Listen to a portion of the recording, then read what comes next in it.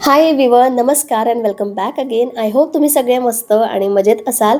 आज 15 जून आहे. एरवी मी तारीख सांगत नसते, पण आज सांगण्याचं कारण म्हणजे आज आमची वेडिंग ॲनिव्हर्सरी आहे.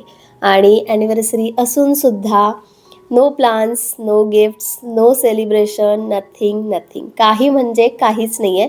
आणि यामागचं कारणही मी तुम्हाला सांगते की का नाही आहे, किंवा माझ्या डोळ्यावरून, माझ्या चेहऱ्यावरून तुम्ही त्याचा अंदाजा लावू शकता. पण त्याआधी मला झाडांना पाणी टाकायचं आहे. काल परवा झाडांना पाणीच दिलं नाही. झाडं अशी सुकायला झालेली आहेत. ते काम आधी करते. त्यानंतर माझ्या पण पोटात खूप जास्त कावळे ओरडत आहेत. मला नाश्ता बनवायचा आहे माझ्यासाठी. आणि सकाळी रियांश शाळेत गेला तर त्याचा टिफिन बनवून दिला होता. आता स्वयंपाक पण झालाच तर आमच्या दोघांसाठीच बनवायचा आहे, रियांश आणि माझ्यासाठी. तो पण बनवायचा की नाही बनवायचा याचा मी विचार करते.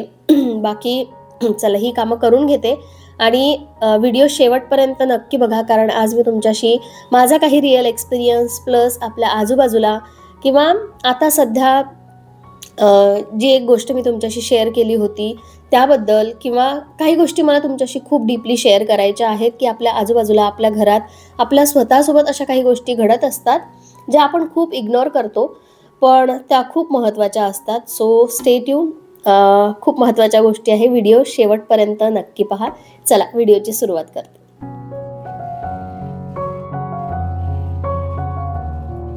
2 दिवसात झाडांवरची धूळ सोडा पक्ष्यांनी सुद्धा घाण करून ठेवली होती. आणि सगळ्यात आधी तेच मी क्लीन करून घेतलं, कारण बघायला अजिबात चांगलं वाटत नाही. माझी बाल्कनीत सारखी ये-जा चालू असते आणि ही जी प्रेशर बॉटल आहे यासाठी खरंच उपयोगाची ठरते. धूळ किंवा काही असं घाण झालं असेल तर ते क्लीन करण्यासाठी. आता आईनी हे अस्टरचे बीज दिले होते, ते म्हटलं टाकून देते, नाहीतर कुठेतरी परत हरवून जाईल. मला माहिती नाही त्याला प्लांट्स येतील नाही येतील. ते असे कुस्करून टाकायचे होते की जसेच्या तसे ते मातीमध्ये लावायचे. मी आईला विचारलं पण नाही. आता लावल्यानंतर काही दिवसानंतर जर त्याची रोपं आलीच तर मी तुमच्याशी नक्की शेअर करते. आणि अमरावतीहून पुण्याला आले होते तेव्हा या मोगऱ्याला एकही कळी नव्हती. तेव्हा मी तुम्हाला विचारलं होतं की मोगऱ्याला कळ्या या सीझनमध्ये येतात का. त्यानंतर इतक्या साऱ्या कळ्या आलेल्या आहेत, म्हणजे रोजच्या रोज 2-3 फुलं तरी निघतातच.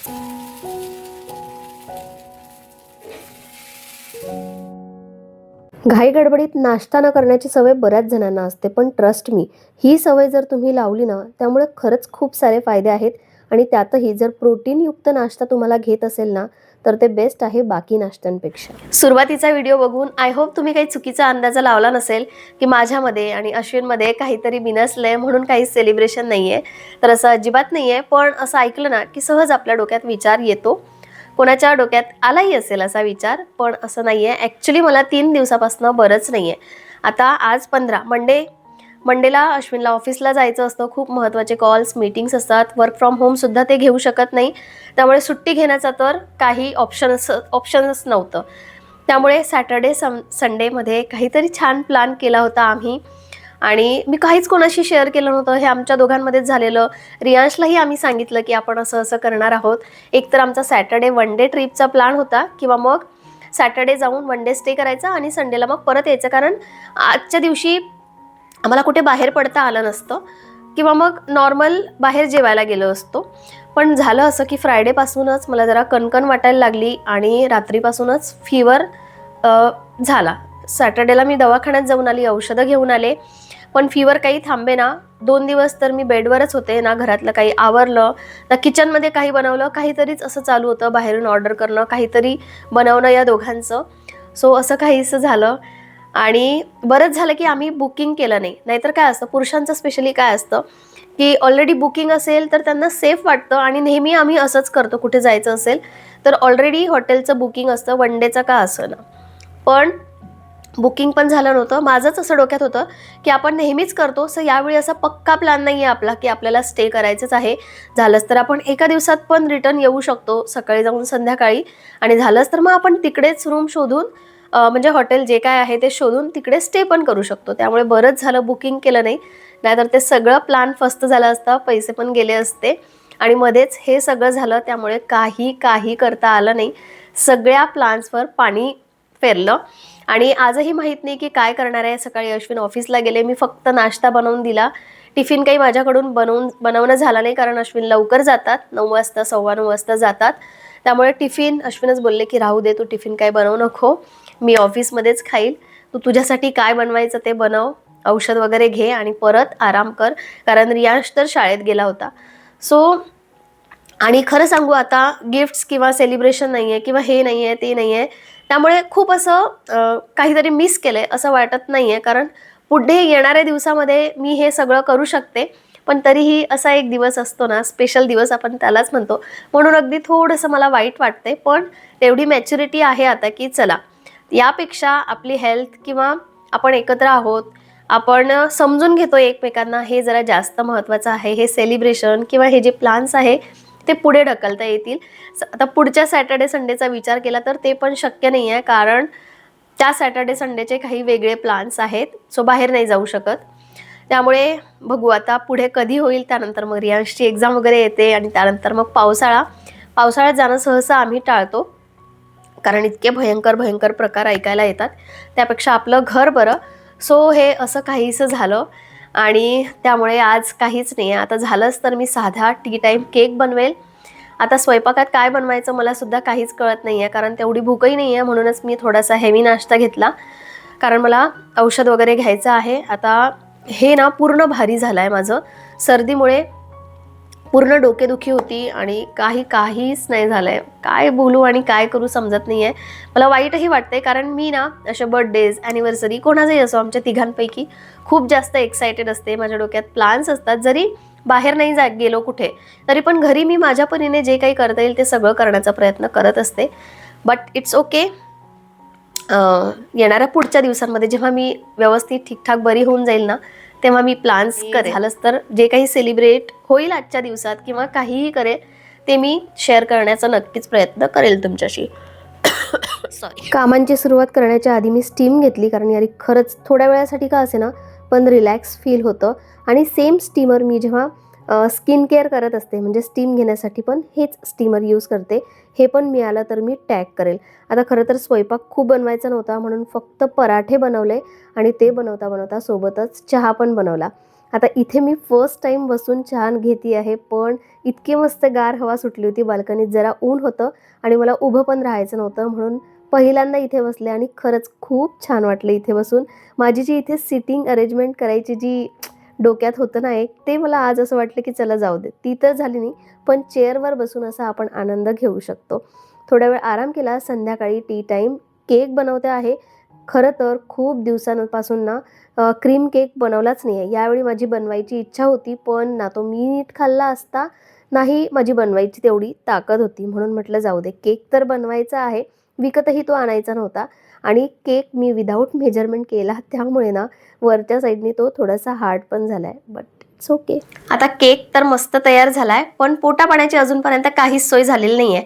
म्हणजे बाहेर जायचं की बाहेरून मागवायचं की मग घरीच बनवायचं, कारण अश्विनचे कॉल्स आणि मीटिंग्स चालू आहेत. आता घरीच बनवायचं यासाठी मी म्हणते, कारण 2 दिवसापासून बाहेरचं खाणं चालू आहे आणि आजही अश्विनने टिफिन बाहेरच खाल्ला. त्यामुळे मला असा डाऊट आहे, कारण अश्विन बाहेरचं असं खूप जास्त खात नाही, त्यामुळे कदाचित ते म्हणू शकतात की घरीच काहीतरी साधं सुधं बनव, केक तर ऑलरेडी बनवलेलाच आहे, असं होऊ शकतं.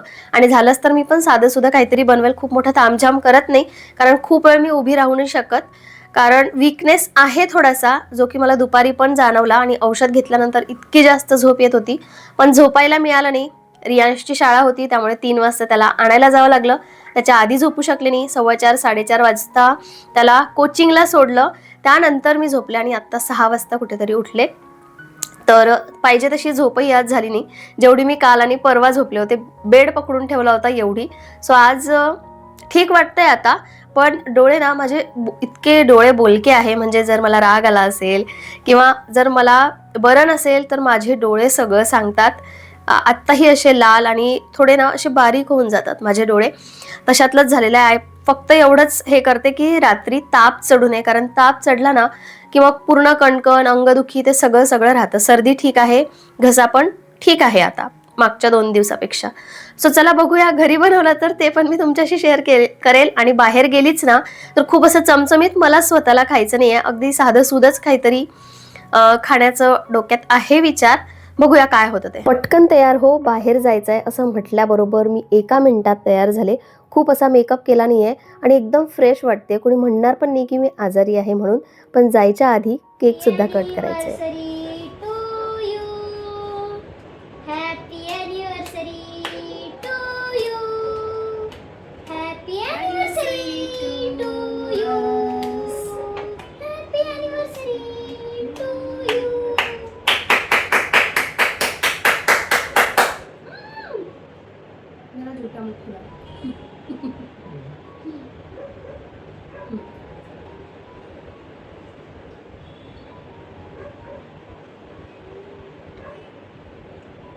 रियांशीकडे बघ.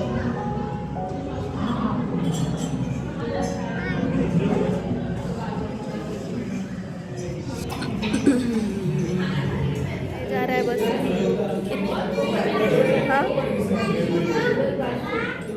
चला आता आम्ही आमचा डिनर एन्जॉय करून घेतो आणि त्यानंतर पुन्हा तुम्हाला भेटते. मस्त एक्साइटेड होऊन गेलो होतो. पेट पूजा पण केली आणि बाहेर निवांत बसून जरा गप्पा गोष्टी पण केल्या. पण थोड्या वेळात ना परत माझे डोळे असे गरम वाटायला लागले आहेत आणि हे पण असं गरम वाटतंय. फीवर नाहीये, पण आणखी एक दिवस जर असं झालं तर मी परत डॉक्टरकडे जाऊन येईल. पण काय असतं ना, हा स्पेशल दिवस असतो, वर्षातून एकदाच येतो, सेलिब्रेट करायचा असतो. तरी जेवढं म्हणजे काहीच केलं नाही असं म्हणायलाही हरकत नाही, पण आपल्या मनाच्या समाधानासाठी काही छोट्या अशा आठवणी जपून ठेवण्यासाठी आपल्याला ते सगळं करायचं असतं, जे की मी केलं. पण येणाऱ्या वीकेंडमध्ये झालं तर करू हे परत सेलिब्रेट. तसंही रियांशचं बर्थडे येणारच आहे, सो त्याच्या बर्थडेपर्यंत करू काहीतरी प्लॅन. तर असं हे आजचं रुटीन प्लस आमचं हे अशा यामध्ये म्हणजे आजारपणामधलं छोटंसं सेलिब्रेशन. बरं आता हे तर झालं, ही सुद्धा एक रियालिटी असते. कधी कधी नाही होत, डोक्यात खूप साऱ्या गोष्टी प्लॅन असूनही, पण इन फ्युचर आपल्याला त्या कधीतरी करता येतात. सो इट्स ओके म्हणायचं आणि लेट गो. म्हणजे पुढच्यासाठी ते सगळं छानपैकी आणखी छान होईल याची तयारी करायची. आता दुसरी एक गोष्ट खूप महत्त्वाची मला तुमच्याशी शेअर करायची आहे. बऱ्याच जणांनी याचा पर्सनल एक्सपिरियन्स किंवा कुणाकडून हे ऐकलं असेल. आज 15 जून धोंड्याचा महिन्याचा शेवटचा दिवस, अधिक मासाचा शेवटचा दिवस. मला नाही माहिती आज अमावस्या होती, तर जे राहिले असतील त्यांनी आज पण सेलिब्रेट केला असेल का. पण ॲक्च्युअल हा धोंड्याचा महिना ना, धोंड्याच्या महिन्यापेक्षा हुंड्याचा महिना मला जास्त वाटला. तर असं मी का बोलते, कारण मी एक व्हिडिओ शेअर केला होता यूट्यूब आणि इंस्टाग्राम दोन्ही ठिकाणी. इंस्टाग्रामवर मला त्याचा खूप छान प्रतिसाद मिळाला. इतके सारे कमेंट्स आले, इतके सारे मेसेजेस आले. काही मेसेजेस खरंच असे इथे लागणारे होते, इथे सॉरी. आणि ते वाचून खरंच मला वाटलं की हा धोंड्याचा नाही तर हुंड्याचा महिना आहे. सगळ्यात आधी तर मी त्या व्हिडिओमध्ये काय शेअर केलं होतं हे सांगते. आता आपल्याला सगळ्यांना माहिती आहे की अधिक मास हा 3 वर्षांनी एकदा येतो. तर याआधी तो कितीतरी वर्षापासून येत होता. तो सेलिब्रेट पण करायचो आपण अगदी साध्या सुध्या पद्धतीने. आणि खरं महत्व याचं ना दान करण्यामध्ये होतं. आता ते कोणाला करायचं असं काहीच नव्हतं, दान धर्म करायचा. मग अशी पद्धत एक चालू झाली की मुलीला आणि जावयाला करायचं. तर ते पण अगदी साध्या पद्धतीने व्हायचं. पण आता जे सोशल मीडियावरचे व्हिडिओज आहे किंवा सोशल मीडियामुळे याला इतकी जास्त हवा मिळाली आहे की एक एक व्हिडिओज बघून असं वाटतं की बाप रे, स्पर्धा लागलेली आहे की ह्याच्यापेक्षा आणखी काहीतरी चांगलं करायची आहे असं. आणि काही व्हिडिओज चांगले बघायला मिळतात, तर काही व्हिडिओज असे सुद्धा आहेत की मुलीला असं वाटतं की आपल्या आईने आपल्यासाठी काहीच केलं नाही, किंवा मुलीच्या आईला असं वाटतं की सगळेजण किती छान छान करतायत आणि आपण आपल्या मुलीसाठी काहीच केलं नाही. सो मी जो व्हिडिओ शेअर केला होता त्यात मी हे शेअर केलं होतं की फक्त शोबाजी चाललेली आहे, म्हणजे 56 भोग, आतिषबाजी फटाक्यांची आणि इतकं सारं म्हणजे फक्त आणि फक्त शोबाजी. आपल्या साध्या पद्धतीने सुद्धा आपण करू शकतो. पण त्यावरून ज्या कमेंट्स आल्या ना, त्यातून आणखी जास्त मला हे क्लिअर झालं. काही कमेंट्स तर अशा होत्या की आता छोट्या शहरांमध्ये किंवा गावांमध्ये अशी छोटी सोनारची दुकानं असतात. सो तिथे आपल्याच आजूबाजूचे ओळखीचे घेणारे असतात. तर एक दादांची कमेंट होती की ताई, यावर्षी सोनं आणि चांदी या महिन्यात इतकं जास्त गेलंय की म्हणजे अक्षरशः लोक गहाण ठेवायला आलेत त्यांच्या बांगड्या, अंगठ्या, आणि त्यातून जावयासाठी अंगठी किंवा मुलीसाठी अंगठी ते करून गेले आहेत. म्हणजे असं वाटायचं की ते गहाण ठेवलेली वस्तू ती घेऊ नये, पण काय करणार, आमचाही बिझनेस आहे, आमचाही पोटा पाण्याचा प्रश्न आहे, त्यामुळे आम्हाला हे सगळं करावं लागलं. म्हणजे नाईलाज नव्हता काही, कारण त्यांचाही बिझनेस होता, ते असं फुकट त्यांना अंगठी देऊ शकत नव्हते. सो अशी परिस्थिती होती. म्हणजे खरंच जे गरीब असतील किंवा खरंच ज्यांना 3-4 मुली आहेत त्यांच्यासाठी किती कठीण आहे हे. आणि दुसरीकडे एक ताई होत्या, त्यांचं नाही का एक शॉप होतं, म्हणजे जिथे केळवणाचं सामान मिळतं, हळदीसाठी, लग्नासाठी, अधिक मासासाठी लागणारं सगळं सामान मिळत होतं. त्या म्हणाल्या की जवळपास 20 ते 25 वर्ष झाले हे दुकान आहे आमचं, पण एवढ्या वर्षात या महिन्यात सगळ्यात जास्त विक्री झालेली आहे स्पेशली अधिक मासाच्या वाणाची. म्हणजे तांबा पितळीचं वाण घेण्यासाठी लोकांनी काय काय गहाण ठेवलेलं आहे, पैसे उधार आणून ते सगळं घेतलेलं आहे, तांब्या पितळेच्या वस्तू सुद्धा, कारण सोन्या चांदीची तेवढी ऐपत नसायची. पण मला तरीही वाटतं की ते सगळं गहाण ठेवून हे एवढं सगळं करण्यापेक्षा खरंच ते गरजेचं आहे का? अशा काहीतरी गोष्टी ऐकल्यानंतर ना खरंच खूप वाईट वाटतं. आणि कधी कधी आई वडिलांची परिस्थिती नसते, तर कधी कधी मुलींना असं वाटतं की आपले आई वडील काहीच करू शकत नाही, म्हणजे दोन्हीकडचा प्रश्न असतो. सो माहिती नाही, आता हा तर गेलाय महिना, आता पुढच्या वर्षीचं मला माहित नाही. मी सुद्धा केलेला आहे आणि खरं सांगते, मी सुद्धा हे सोशल मीडियावरून बघूनच केलेलं आहे. याआधी मी हे कधीच केलं नव्हतं. आईची ओटी भरणे, ज्यात मला काहीच असं चुकीचं वाटलं नाही, खूप छान गोष्ट होती. म्हटलं चला आपण पण करूया. मी सुद्धा आईसाठी साडी घेतली, तिची ओटी भरली आणि अगदी साध्या पद्धतीने, विवांचा बर्थडे होता त्या दिवशी. तर ही एक चांगली गोष्ट होती म्हणून मी सुद्धा ती सोशल मीडियावरून बघितली, सोशल मीडियावर, आणि मी पण केली. तसंच आईनी सुद्धा माझी ओटी भरली. पण मी असा व्हिडिओ बघितला नाही जास्त की मुलगी आईची ओटी भरती आहे. जास्तीत जास्त मुलीचा आणि जावयाचा मान होतोय, त्यांच्यासाठी 56 भोग बनतायत, त्यांच्यासाठी महागडे गिफ्ट घेतले जात आहेत, आतिषबाजी, तयारी, हे सगळं सगळं चालू होतं. ऐपत नसतानाही बऱ्याचशा लोकांनी हे केलं आहे लाजेपोटी, किंवा मग आपली मुलगी सासरी, ते काही काही तर व्हिडिओ असेच होते की रिचार्ज करून दिलेला आहे, इतपत सगळं करून दिलेलं आहे. हे सगळे शब्द होते त्यामध्ये. आणि कमेंट्सही भरपूर अशा आहेत ज्यातून मला कळलं की प्रत्येकाची परिस्थिती सारखी नसते. प्रत्येक जण या गोष्टीसाठी, म्हणजे काही गोष्टीसाठी धडपडत असतो. सो तुम्हाला काय वाटतं याबद्दल? परत आता या व्हिडिओमध्ये कमेंट करा जर तुम्ही व्हिडिओ बघितला नसेल तर. आणि प्लीज अशी अतिशयोक्ती करण्यापेक्षा ना साधं सिंपल केलेलं कधीही बरं. आपल्या ऐपतीत, किंवा ते म्हणतो ना आपण चादर पाहून पाय पसरावे, अशा टाईपचं करावं. पैसा असेलही तरी तो असा उधळू नये, असं माझं तरी म्हणणं आहे. तुम्हाला काय वाटतं ते मला कमेंट करून सांगा. बाकी आय नो तुमचे विशेष माझ्यापर्यंत पोहोचतील, त्यासाठी मी आधीच तुमच्या सगळ्यांना थँक्यू म्हणेल. बाकी मी अशी काही कम्युनिटी पोस्ट वगैरे टाकली नव्हती.